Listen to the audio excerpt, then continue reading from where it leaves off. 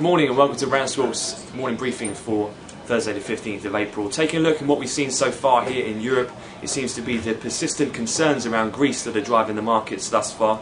In particular, the 10-year Greek Bund spread has re-widened now back above 400, a re-widening of around 22 basis points just for today's session, having just gone through 9:30 in London.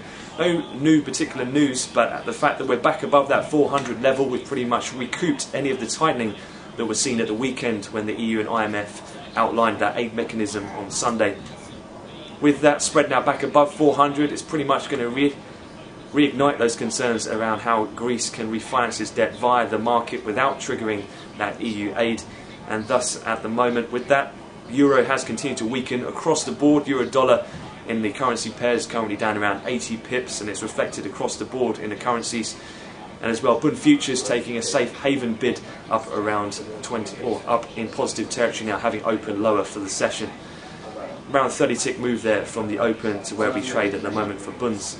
In terms of other news flow, that's been based around rumours that have circulated this morning in regards to the Chinese central bank could potentially hike the reserve requirement ratio. That talk likely stemming from the strength that we continue to see from economic data from China. Overnight we had GDP which came out in line with the rumours from yesterday at 11.9% above expectations.